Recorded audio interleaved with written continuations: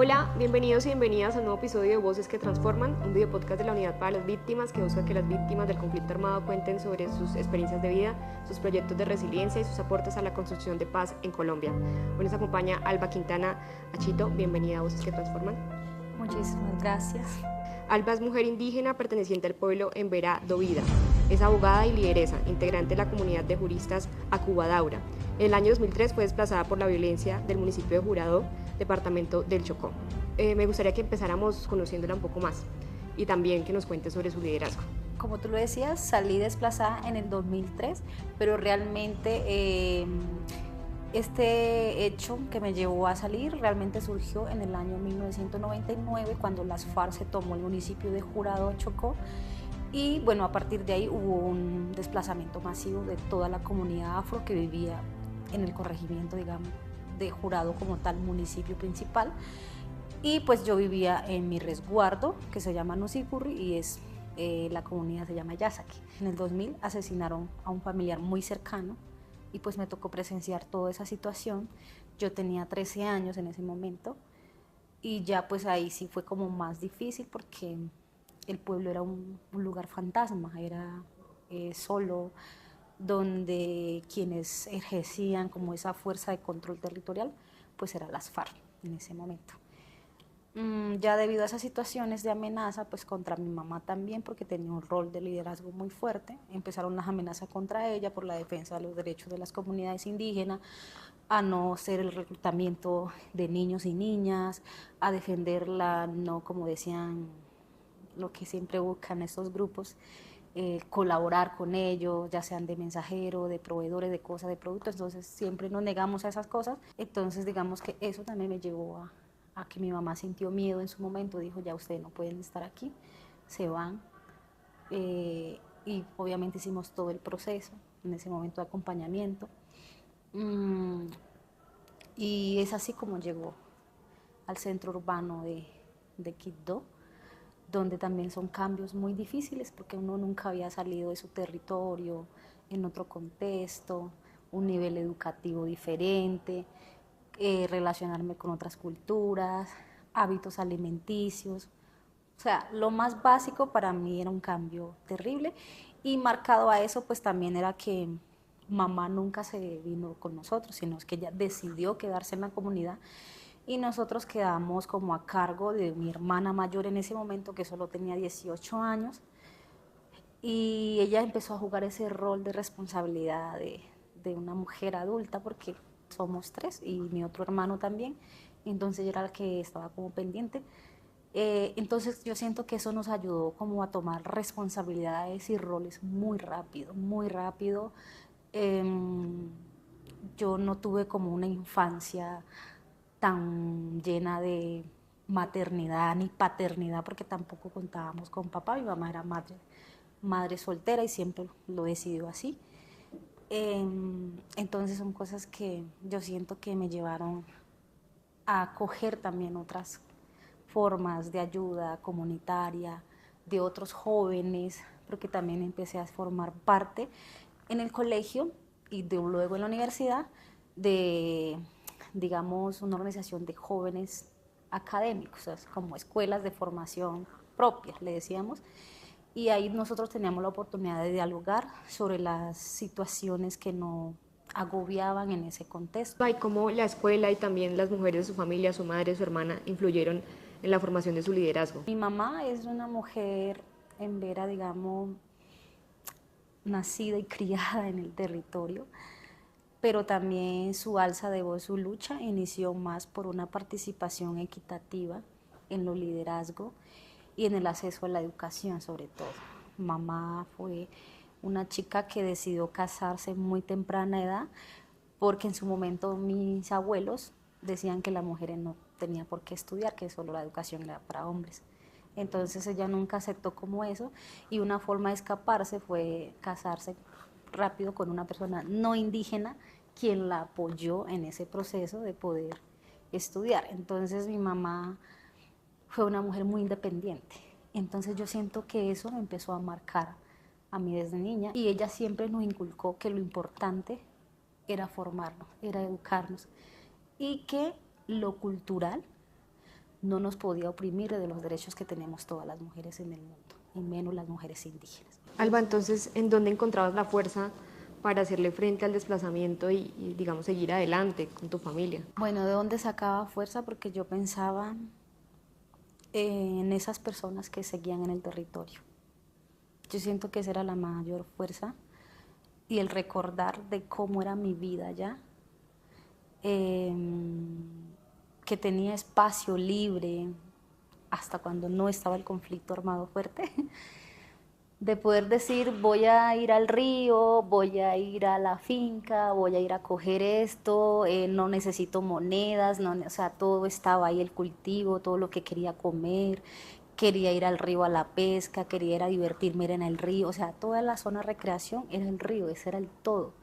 Y recordar a mis compañeros, a mis amiguitas, y luego al cabo de los, digamos, ya estando, ya yo llegué, tenía 15 años, y volver como un momento de vacaciones y ver a aquellas amigas mías ya con 2, 3 bebés en brazos, yo decía, pero ¿en qué momento? Y yo decía, yo no quiero eso para mí. Yo quiero apoyarle en otro sentido, y para eso tengo que seguirme formando. Entonces, digamos que son como esas fueron las Entonces fuerzas. ahí entras a ser abogada. Entonces, ¿Cómo fue ese desde proceso? ahí, exacto, entonces ya como que empiezo a involucrarme más en esos diálogos ya de la adolescencia con los jóvenes en la universidad, y empiezan a contarme también muchas chicas que venían con la ilusión de poder estudiar, se metían a servicios domésticos en familias de mejores condiciones en Quibdó, y me contaban que eran abusadas. Entonces son cosas que yo decía, pero ¿cómo? Son abusadas por personas no indígenas, otras veces que no, que ya estoy embarazada, pero la familia dice que me van a dar todo. O sea, yo decía, eso no puede ser así. Usted está siendo violenta. No, que para que yo no hable, ellos me dan todo lo que yo quiero. O sea, todas esas cosas yo decía, no puede seguir pasando. No, eso es un abuso. Es como trata también. Que decían que no, que si se embaraza usted, el hijo va a salir más bonito. Yo decía, qué discriminación. Eso no es así. ¿Cuáles considera que son esos logros que las mujeres indígenas han tenido en los últimos años para ser reconocidas como sujetos plenos de derecho? Bueno, yo siento que los logros que hemos tenido las mujeres indígenas en los últimos años han sido que al nivel interior, hoy en día las mujeres también somos partícipes de los espacios de diálogos y toma de decisiones políticas dentro del territorio, ya sea un cabildo, ya sea una organización regional. Hoy en día los hombres reconocen que los espacios no son liderados solos por ellos, sino que también las mujeres tenemos una participación directa. Y eso ya es bonito porque ellos lo reconocen, y porque también no ha sido fácil ganarnos esos espacios. Y de eso nos lleva también, digamos, a la participación efectiva de diálogos interinstitucional, también de movimiento, y que también eso no ha abierto a que hoy en día hay muchos territorios en donde ya hay mujeres como tal organizadas con una estructura política, con unas escuelas que también, digamos, focalizan directamente el diálogo hacia la situación de conflictos en el territorio. Y actualmente, ¿cuál es la agenda que manejan las mujeres indígenas y también como a qué obstáculos se enfrentan para hacer posible el desarrollo de la misma? Bueno, actualmente las mujeres indígenas, yo siento que a nivel de movimiento indígenas, bueno, no solo indígenas, sino a nivel nacional, es mucho los diálogos de paz, son muchos lo que siempre exigen en los mismos escenarios, es reiterativo, que efectivamente el orden, digamos, de los mandatarios en sus planes de desarrollo nacional, departamental, tengan, digamos, esa agenda priorizada a las acciones étnicas y con enfoques diferenciales en el territorio, y que también tenga una relevancia en nivel institucional. Entonces, eso. Y lo otro que yo siento que es importante y que no se nota mucho, que es una ganancia. Hoy en día muchas mujeres ya acceden a la educación a nivel territorial. ¿Cuál considera que es esa deuda histórica que tiene el país con las mujeres indígenas? Uy, qué pregunta tan... Esa deuda histórica yo siento que es que dejemos a un lado la discriminación y que dejemos a un lado el estereotipo de formas como debe ser una mujer para ser aceptada a nivel social, político, porque digamos que los procesos deben ser interculturales y que las mujeres indígenas no solo somos, como lo decía, físicamente a veces como nos señalan, sino que tenemos mucho que aportar. No quizás desde la academia, pero sí desde un conocimiento ancestral. Si no, no existiríamos las sociedades indígenas en el país.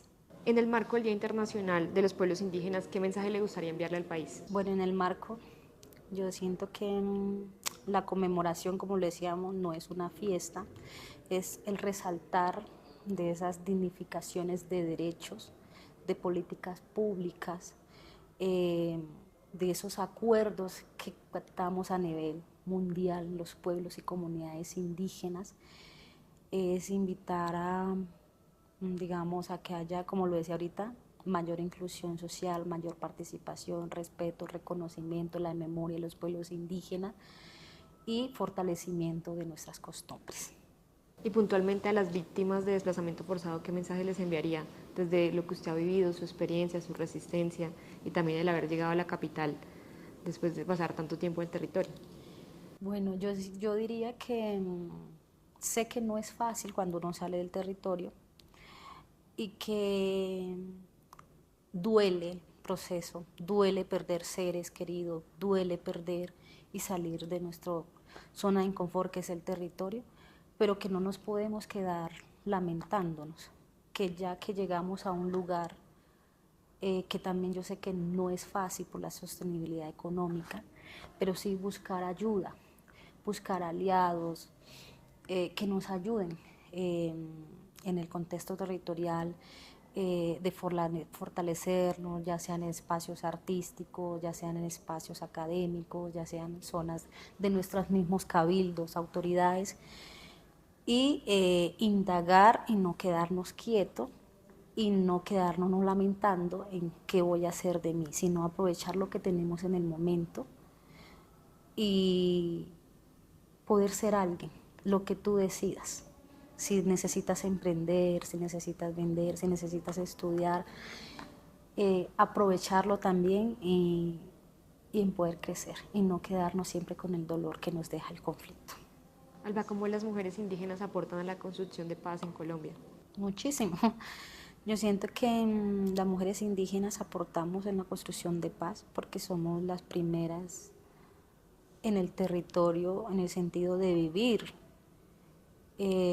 todas esas afectaciones que nos deja el conflicto, desde el dolor, desde el reclutamiento, desde la violencia sexual, desde el uso y utilización de nuestros niños y niñas, el desequilibrios que nos llevan culturales desde el territorio.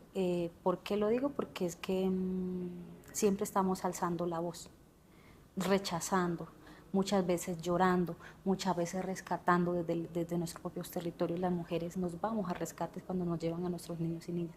Y a nivel de espacios, las mujeres indígenas, a pesar de que no se sienta, sí estamos brindando un diálogo desde lo territorial y muchas de ahí, como mi persona, están en los espacios de nivel nacional y territorial de dinámicas, digamos, de cómo se quiere que sea ese abordaje de paz en Colombia. Y ahí estamos las mujeres aportando. Hoy las víctimas somos tejedoras de un camino. Hoy las víctimas somos parte fundamental del territorio. Y hoy las víctimas también somos la voz en el mundo. Muchas gracias por estar en Voces que Transforman a Lo. Gracias a ti.